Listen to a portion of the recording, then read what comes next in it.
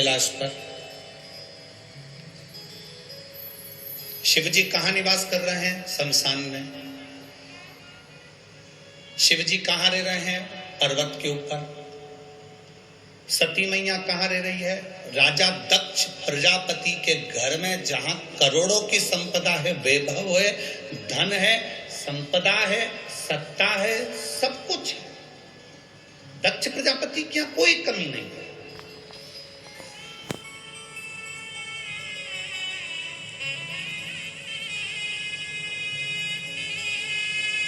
समझाया जा रहा है, सती मेरी बात मान ले तो विवाह मत कर। सती मेरी बात मान ले तो शिव से विवाह मत कर, तू और किसी से विवाह कर लेगी मैं चल जाएगा। कोई धनपति, कोई वैभवपति, कोई सत्तापति, कोई हम ऐसा ढूंढ लेते हैं जिसके साथ में सती तुम विवाह कर लो। सती तुम विवाह कर लो, हम ढूंढ लेते। सती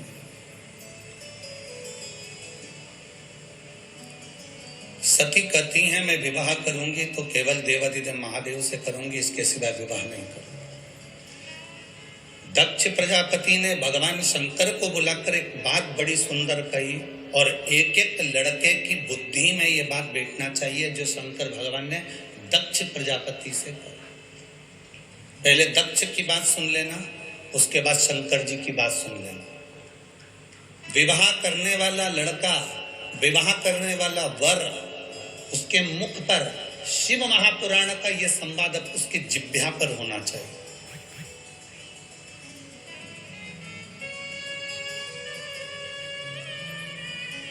दक्ष प्रजापति ने कहा सुनो शिव, मेरी बेटी सती का विवाह तुम्हारे साथ में हो रहा है। मेरी बेटी सती का विवाह मैं तुम्हारे साथ में कर रहा हूं, और मेरी बेटी सती का विवाह मैं तुम्हारे साथ में कर रहा हूं, जिसने अपने परिवार में राजसी ठाट देखा, वैभव देखा, सत्ता देखी, धन देखा, संपदा देखी।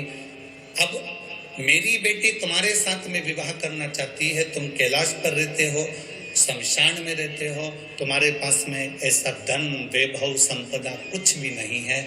मेरा मन करता है कि तुम जो मांगोगे मैं अपनी बेटी के कन्यादान में वो दे दूंगा। थोड़ा ध्यान देना बनी वालों, बहुत सावधानी से कथा सुनना। और जितने लोग आस्था चैनल पर कथा सुन रहे हैं, फेसबुक यूट्यूब पर कथा सुन रहे हैं, बड़े ध्यान से सुनना। शिव, हे भोलेनाथ शंभु, कन्यादान में तुम जो मांगोगे मैं तुम्हें वो दे दूंगा।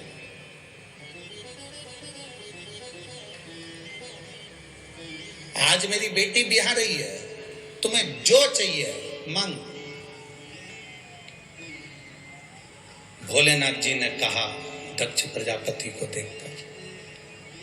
दक्ष प्रजापति को जब देखा तो देखकर भगवान शिव ने, भगवान शंकर ने, उगरदानी ने, त्रिकालदर्शी ने, कैलाशी ने, अविनाशी भगवान शिव ने देखा। और भगवान शंकर ने देखते ही दक्ष प्रजापति के हाथ जोड़ते हुए, क्योंकि ये सती के पिता हैं, मेरे ससुर हैं, सती के पिता हैं, मेरे ससुर हैं, तो हाथ जोड़ते जोड़ते उन्होंने निवेदन किया। हाथ जोड़कर निवेदन करा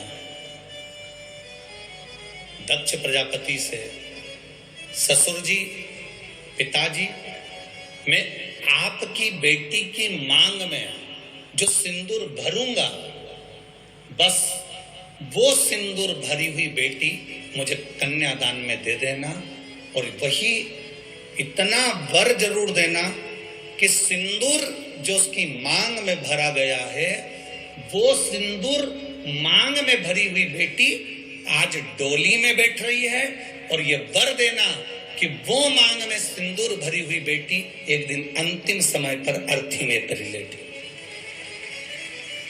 उसके मांग में सिंदूर भरा हो, बिना सिंदूर के वो अर्थी पर भी ना लेटे।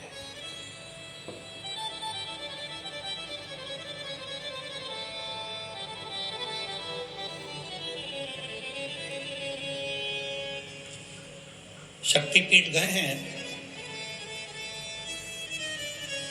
किसी शक्तिपीठ के दर्शन करें आप लोगों ने? हाथ तो उठाओ जरा।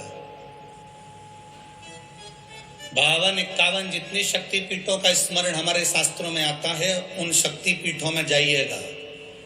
उन शक्तिपीठों में माता पार्वती का स्थान नहीं है, उन शक्तिपीठों में माता सती का स्थान है। क्योंकि माता सती के प्राण छूट गए थे, शिवजी ने उनको कंधे पर धारण कर लिया था। भगवान विष्णु ने सुदर्शन चक्र भेजकर माता सती के शरीर के टुकड़े टुकड़े कर दिए थे। जितने टुकड़े होकर पृथ्वी पर गिरे वो सब शक्तिपीठ के रूप में निर्मित हो गए। और वहां आज भी माता सती के जहां अंग गिरे हैं, उन शक्तिपीठ पर आज भी तुम चुनरी चढ़ाओ ना चढ़ाओ, चूड़ी चढ़ाओ ना चढ़ाओ, उन शक्तिपीठ पर तुम हलवा पूड़ी चढ़ाओ ना चढ़ाओ, पर उन शक्तिपीठ का प्रमाण होता है कि उन पर आज भी सिंदूर और कुंकू जरूर चढ़ता है। उन शक्तिपीठ का निर्माण का सुख ही है।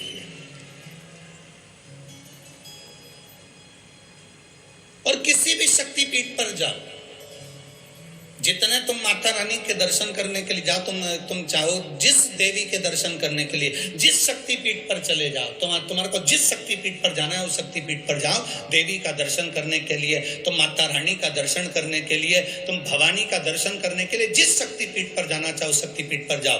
वहां से कुछ लेकर आओ मत आओ, पर इतना जरूर याद रखना, कोई अगर शक्तिपीठ से आ रहा हो तो तुम्हारे मुख से निकलना चाहिए कि हमारे लिए प्रसाद भले मत लाना, पर वहां से थोड़ा सा सिंदूर कुंकू जरूर लेकर आना, रोली जरूर लेकर आना। वो हमारे लिए सौभाग्य का विषय है,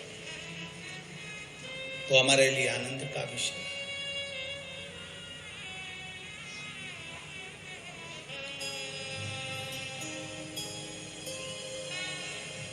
महाराज, शिव, मेरी बेटी सती तुम्हारे साथ में ब्याह रही है।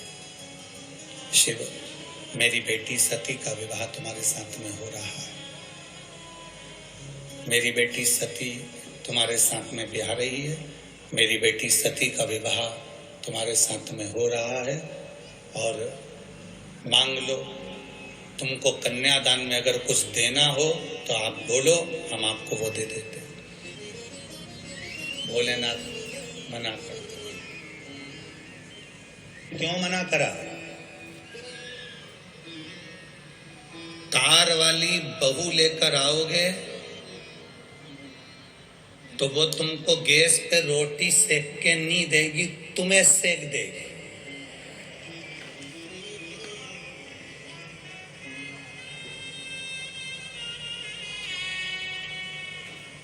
पर संस्कार वाली बहू लेकर आओगे तो जैसे वनी में शिव महापुराण की कथा हो रही है, ऐसी कथा तुम्हारे यहां भी हो जाएगी अगर संस्कार वाली ना।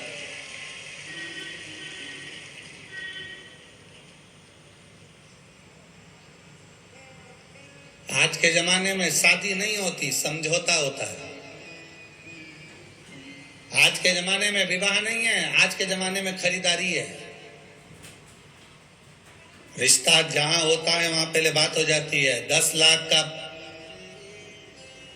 15 लाख का, 20 लाख का।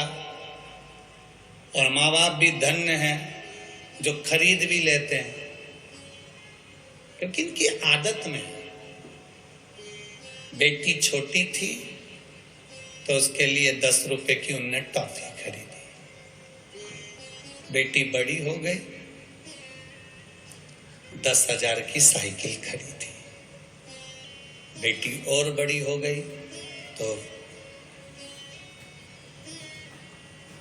2-5 लाख की गाड़ी खरीद ली, 2-5 लाख रुपए की गाड़ी। बेटी और बड़ी हो गई तो उन्होंने सोचा अब क्या खरीदें, तो उन्होंने कहा लड़की की शादी करना है तो 2 लाख खरीद लिया।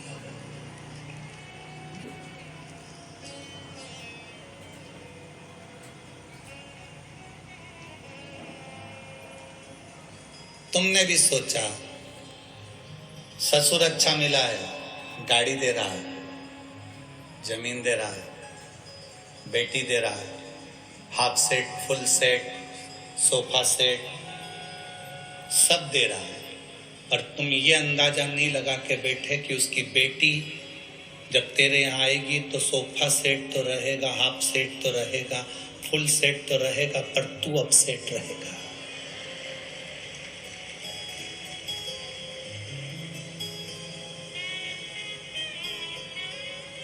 तुमने ये अंदाजा नहीं लगाया कि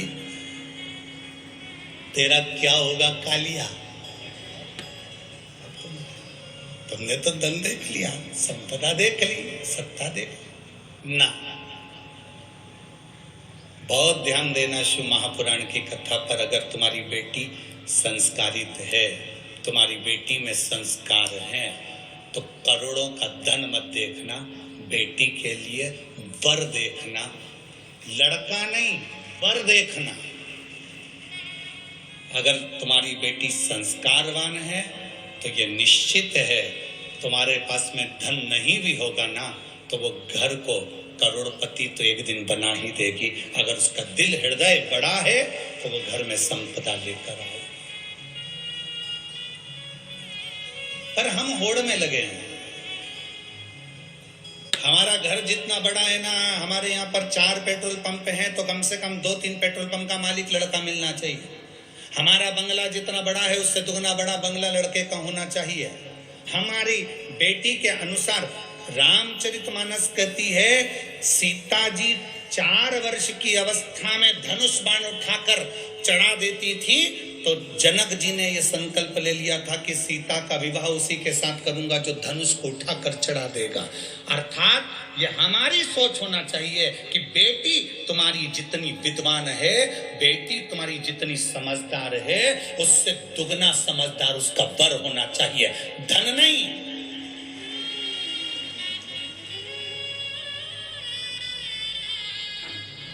हम धन दुगना देखते हैं, हम संपदा दुगनी देखते हैं, हम पैसा दुगना देखते हैं, पर लड़का विवेक से दुगना नहीं देखते, बुद्धि से दुगना नहीं देखते कि हमारी बेटी के अनुकूल हो।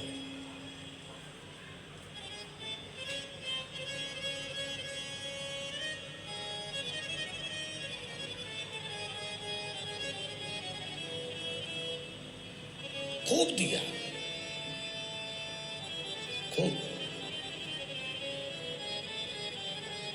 ओ बेटी ससुराल में रहियो तू चांद बन के।